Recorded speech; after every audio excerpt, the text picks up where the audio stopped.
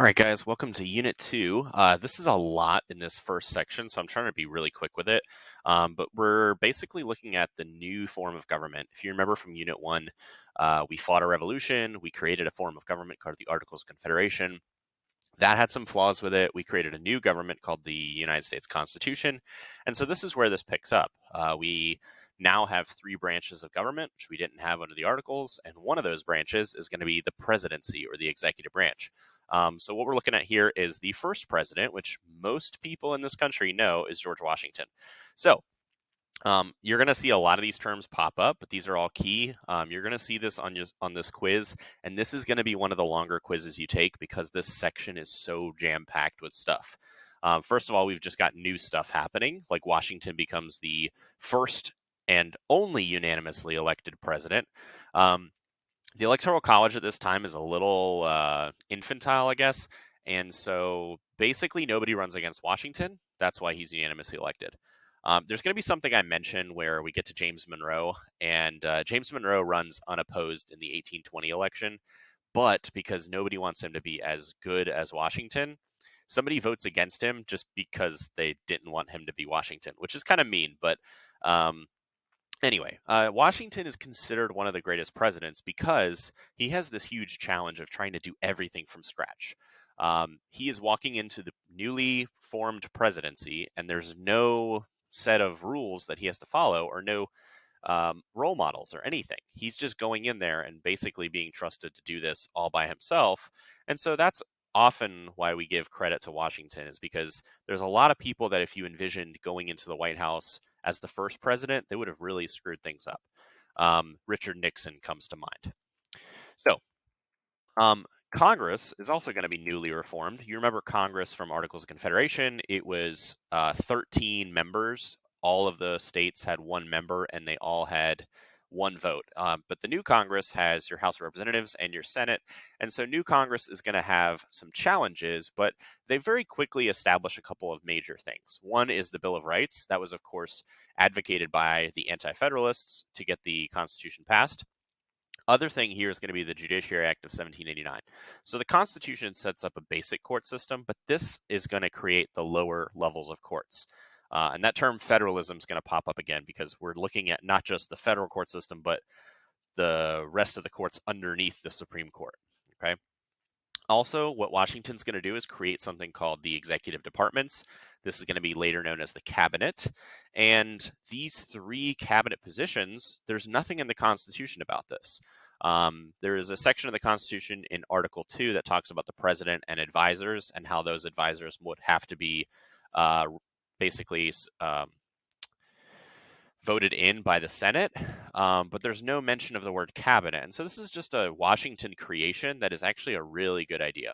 Washington basically thinks, I can't do this all by myself. I need experts to help me do this stuff.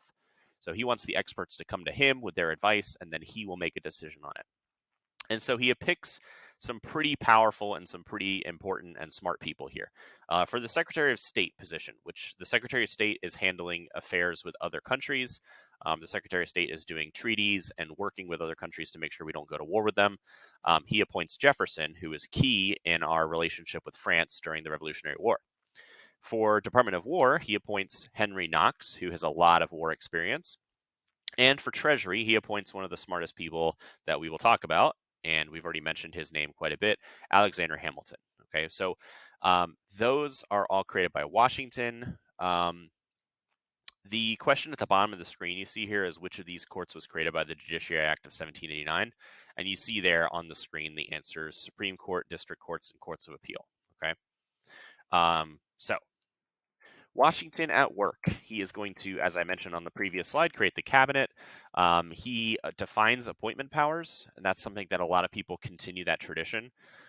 Technically, we could elect a president, and then the president comes in and just shuts down all of the cabinet positions because they're not constitutionally written. They're not set in stone. It's just something that Washington started, and literally 45 presidents later, they're still doing it. So that's kind of the key. That's kind of a major sign that like what Washington did was a great idea.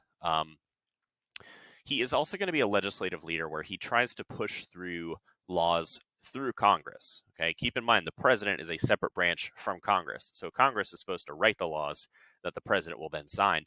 But Washington is trying to help Congress out and say, look, here's some things that I see as the president that we need to write laws for. Um, Couple other precedents here, things that he does that others follow.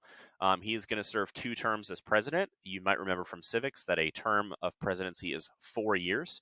So Washington serving 2 terms means he's going to serve 8 years. After his 8th year, he just decides he's not going to serve anymore. And this becomes a tradition. Up until 1912, when Teddy Roosevelt runs for what would be what most people would view as a 3rd term, and the precedent is truly going to be smashed by Franklin Roosevelt in 1930. 1940 election. Roosevelt wins a 3rd term, and then Roosevelt would win a 4th term in 1944. So, but previous to Roosevelt and previous to the 1950s, when there's actually a constitutional amendment added, every other president just said, "Look, Washington served 2 terms, so that's all I'm going to do." Of course, there's some famous presidents that don't quite make it to 2 terms. I like to think that if Abraham Lincoln wasn't assassinated, he might have served a 3rd term because of how popular and how successful he was. But alas, he was assassinated in the first year of his 2nd term, which is a true tragedy. And then Washington, the last bullet point there, is going to be a foreign affairs leader as well. People know him, especially in France from the Revolutionary War. And so he is going to be able to kind of help Jefferson out with handling foreign affairs. Okay. One big thing that Hamilton creates here, and there's going to be a lot of controversy and a lot of gnashing of teeth about this, is something called Hamilton's economic plan. Hamilton basically comes up with a plan to assume state debts and fund the federal government. What he does is creates a national bank. This is something that is not in the Constitution. And so, because it's not in the Constitution, many people that are not like minded to Hamilton, such as Thomas Jefferson, are going to say, well, you can't do that. It's not in the rule book, so you can't do that. And this is where I like to make the analogy that, like, Hamilton and Jefferson are kind of like 2 people that play Monopoly. Hamilton's the guy that says if you land on free parking, you get to collect all the money from people that had paid luxury taxes and those kinds of things. Jefferson's the guy who says if you land on free parking, nothing happens. Okay. Jefferson is playing by the book. Okay. Jefferson's playing by the book at this point in time. When we get to Jefferson's presidency, um, I'll re-mention this conversation, and you'll see how maybe Jefferson changes, or maybe Jefferson is changed by the White House and being president. Um, but Hamilton says, look, it doesn't say I can't make a national bank. So I'm not violating the Constitution. I'm just doing something that's not in there. And Jefferson loses his mind. He says, look, we made this Constitution. You wrote a lot of articles and a lot of essays, the Federalist Papers, promoting this Constitution. And now you're in the position of not even president, but Secretary of the Treasury, and you're just making things up as you go. And so this is where we're going to have Washington kind of step in and say, look, I'm the president here. I'm going to back Hamilton because Hamilton's idea is good. Jefferson, cool it. Okay. I understand what you're saying and why this is kind of controversial, but I'm going to back Hamilton. And so Hamilton feels emboldened by that and feels like he's got one over on Jefferson. Their relationship is going to get pretty splintered, and we'll see what happens with that. But the question here is, why did Jefferson have a problem with a federal bank? What was he afraid might happen? So he's really afraid that a federal bank is going to give the presidency even more power. And not just the presidency, but the federal government more power. If the federal government has more money than the states, then you can kind of see that the federal government would be more powerful than the states. He's also afraid that if this basically the problem with the federal bank becomes true, that the state governments lose out and there's less power for the states. Jefferson is saying this. Not only is he saying it because Hamilton came up with this idea and they have a rivalry, but he's also saying it because Jefferson is an anti-federalist turned Democratic Republican.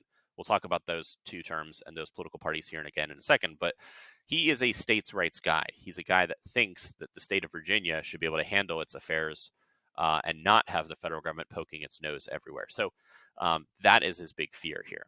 Okay. There are going to be some divisions that aren't just the national bank, but basically behind Washington's back, 2 political parties are forming. Hamilton and the Federalists, that title does not change from the Constitutional Convention days. He's going to favor a powerful central government or a powerful federal government, hence the name Federalist. He is in favor of loose interpretation, and that is describing how he views the Constitution. His view and loose interpretation means if it's not in there, then you can do it. This is going to be contrasted by Jefferson and strict interpretation, which is if it is not in there, you cannot do it. He is pro national bank. Of course, he creates the national bank, so he is going to be pro national bank. He's pro manufacturing, pro England. Okay, this is where Hamilton loses a lot of people, but Hamilton says, look, England was our nemesis, but England is our biggest trading partner too. If you guys want to take France over England, that's fine. But France is beheading their king and not very wealthy right now. So if you guys want to hitch your ride to that wagon, go for it. But it's going to hurt America. And so that's why he's pro England. Okay. Pro manufacturing, also to just give a little more context on that, he is really pro North. When we say pro manufacturing, you got to think of the industries and where they're located in the U.S. at this time.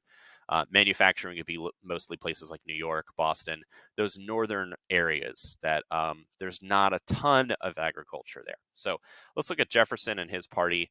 And that is the Democratic Republicans. Now, the Democratic Republicans is kind of a reformed political party from the Anti-Federalists. So you might remember day one or day two, whichever day, we did a little welcome back quiz. And one of the first questions I asked you was, what were the first two political parties? So here's your first two political parties. Now, again, some historians might say, well, the first two political parties are actually the Federalists and the Anti-Federalists. And I think that's worth pointing out that they are two factions that develop because of the Constitution. But are they actually political parties? Well, they don't really run candidates, and that's one of the primary functions of a political party.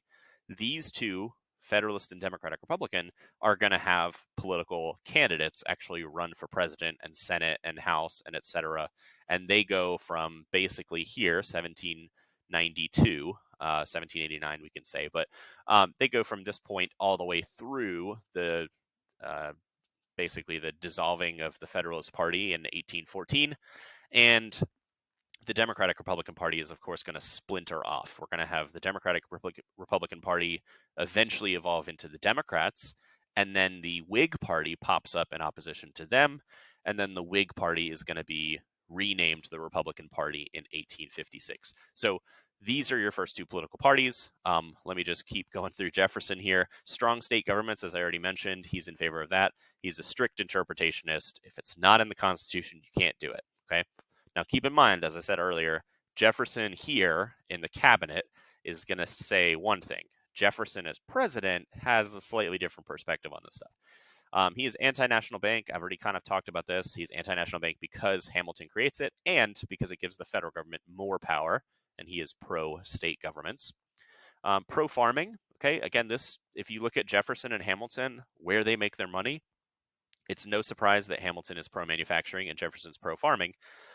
Jefferson is a very wealthy landowner who owns lots of slaves, and that's where he's making his money. And then pro-France, Jefferson goes to France many, many, many times and is in favor of their revolution and getting rid of their monarchy. It's when things get extremely bloody in the French Revolution, which I definitely recommend you guys watching some videos on the French Revolution, reading some stuff about that, because it is one of my favorite topics in all of history.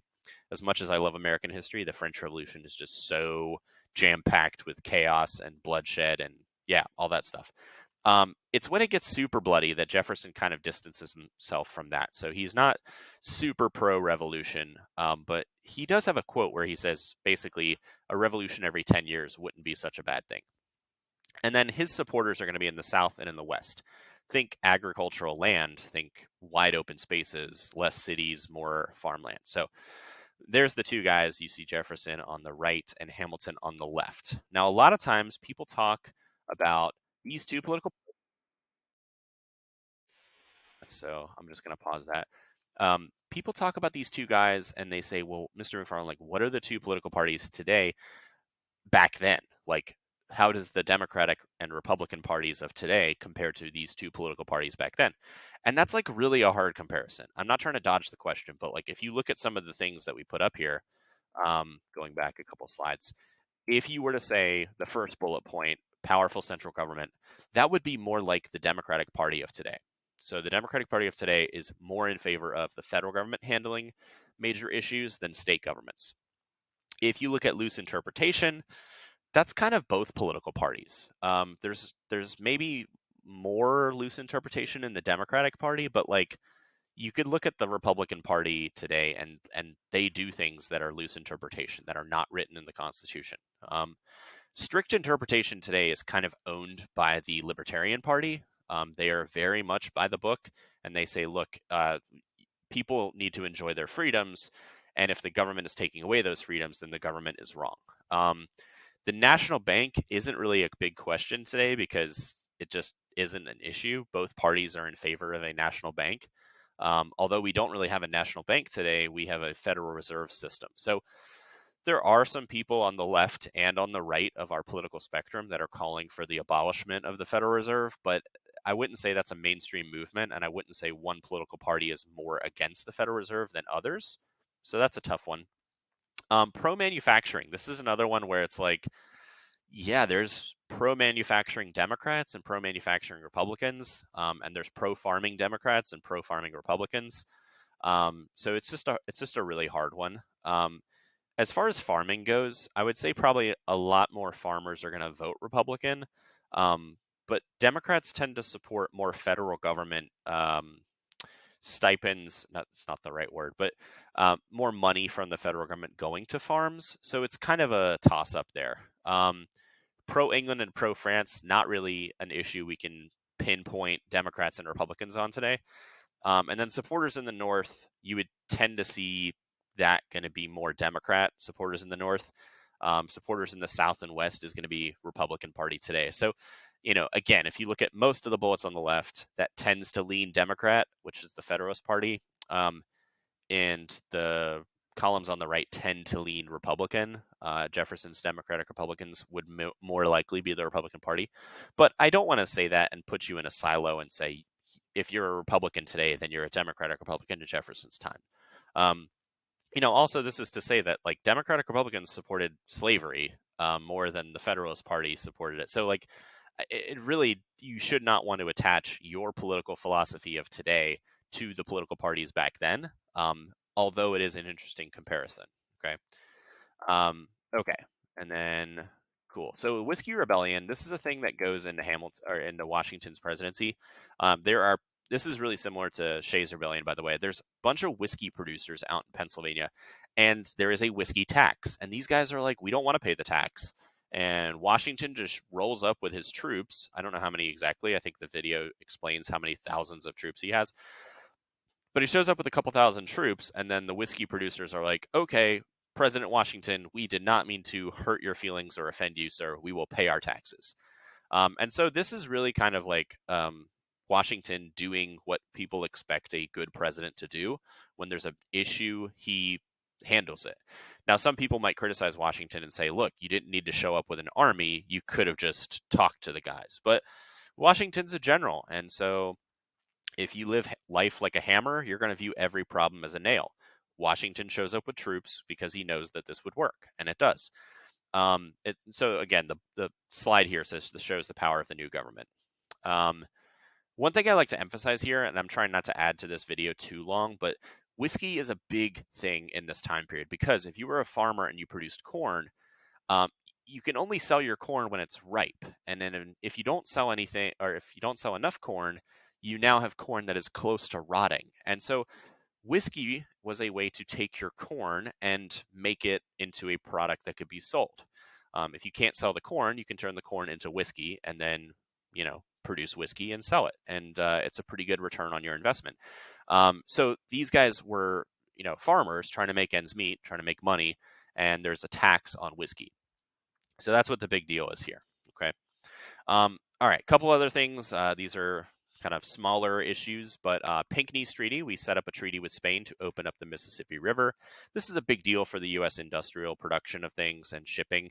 And you can see this picture is kind of a modern day barge on the Mississippi, but the best thing about the Mississippi River is it makes things easy to transport. Okay, if you can think about like people loading up a horse and buggy in this time period and going from New York to, I don't know, Atlanta, which wasn't really that big of a city back then, but let's say New York to Charleston, you're going to take a long time to do that.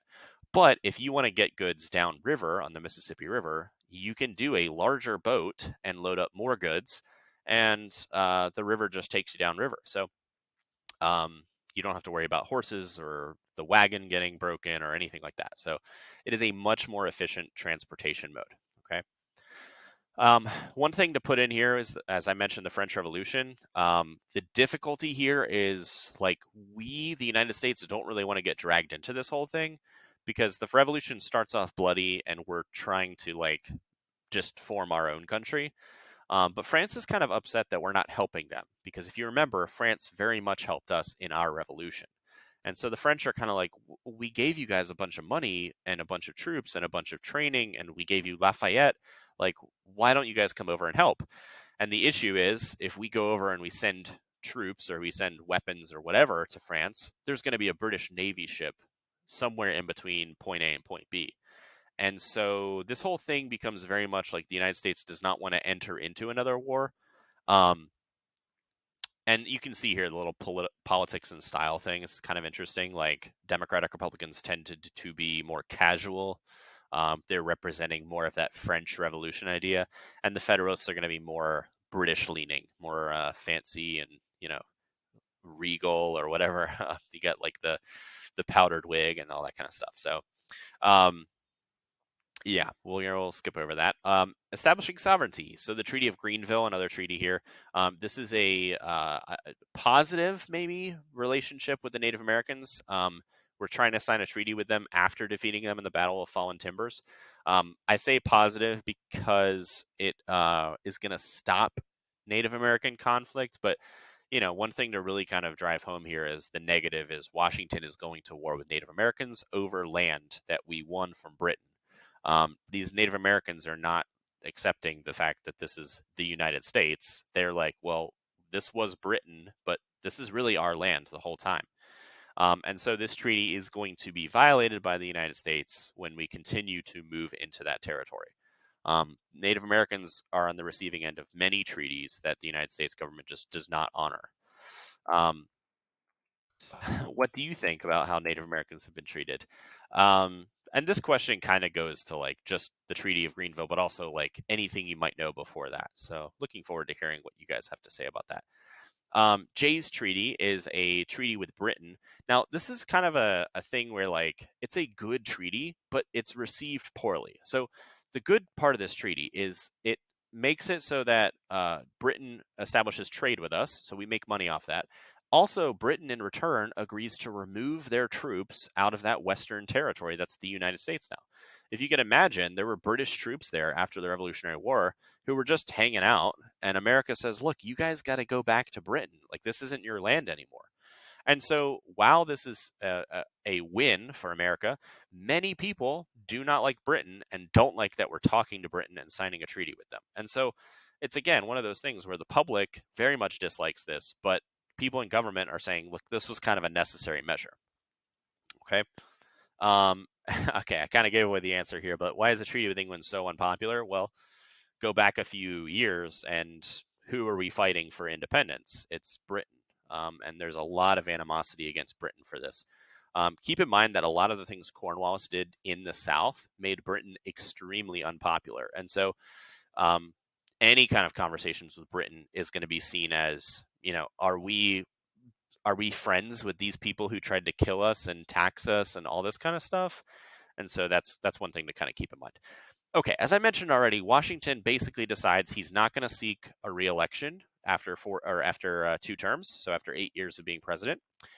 He does give a famous farewell address or his farewell warning, and I kind of want to give 2 perspectives on this. So he says, first of all, do not engage in foreign affairs. Okay, this is a warning to the next president. Don't engage in foreign affairs and don't make political parties. Okay, so one thing that people would say about this is, we need to go back to Washington's wisdom, and Washington is telling us to not worry about other countries, just focus on ourselves. And Washington is saying, don't make political parties.